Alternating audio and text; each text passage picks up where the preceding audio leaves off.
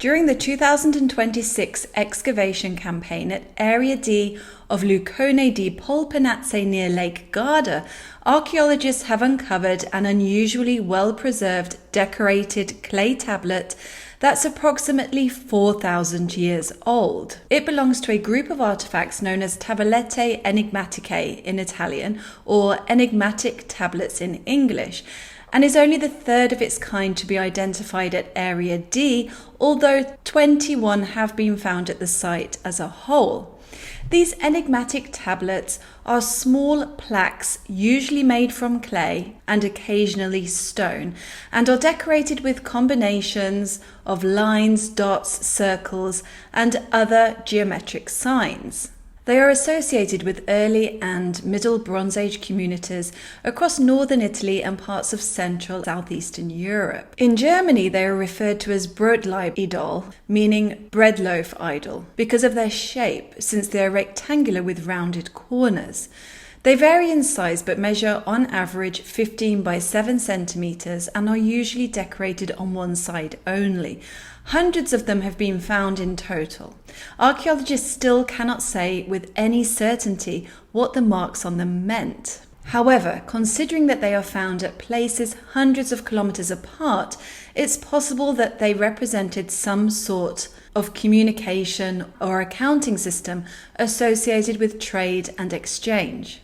Some of them have been split seemingly into two, but the other halves have not been recovered. Other ideas about their function include as calendars, stamps for decorating ceramics, or as game pieces. Lucone di Polpenazze is an extraordinary prehistoric archaeological landscape to the west of Lake Garda in northern Italy.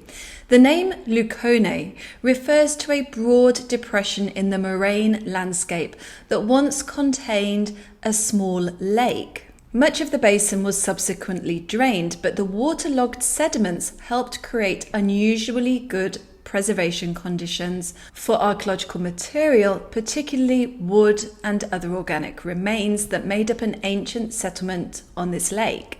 The site is very valuable for reconstructing everyday life during the Bronze Age and is part of the UNESCO World Heritage Series Prehistoric Pile Dwellings Around the Alps that was inscribed in 2011. The wider UNESCO series is made up of 111 prehistoric pile-dwelling sites across 6 countries.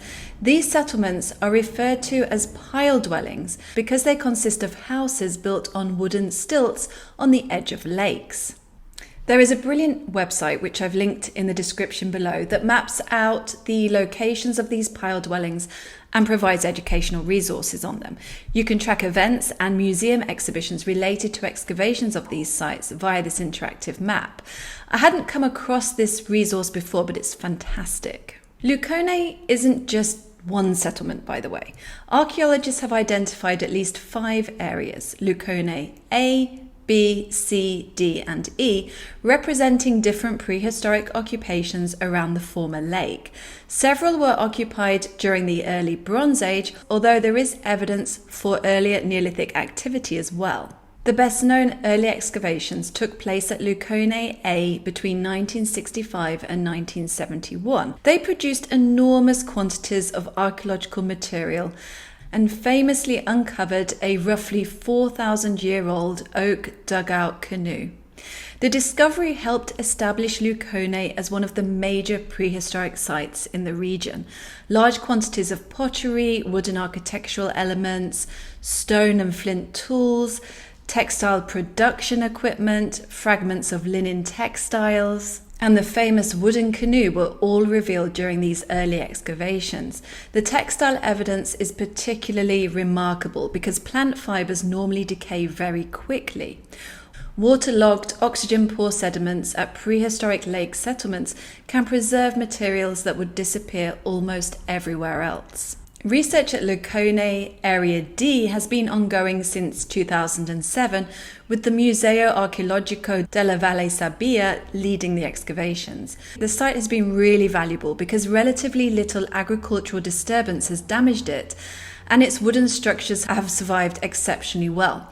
The inhabitants built pile-supported structures over the wet margins of the lake. Timber posts were driven into the lake sediment, supporting wooden floors and buildings. The archaeological layers at Area D contain pottery, tools, organic remains, and structural timber. One phase of the settlement was destroyed by a major fire, but this disaster helped preserve the village. The fire caused wooden structural elements to collapse into the archaeological layers, whilst normally fragile materials such as burnt clay structures were also preserved. Archaeologists have even identified features interpreted as storage facilities or silos. After the fire, the settlement was rebuilt. Eventually, however, the area appears to have been abandoned, probably as the lake environment changed and water levels rose. A carbonate layer subsequently sealed parts of the archaeological deposit. So what do you all think about these enigmatic tablets?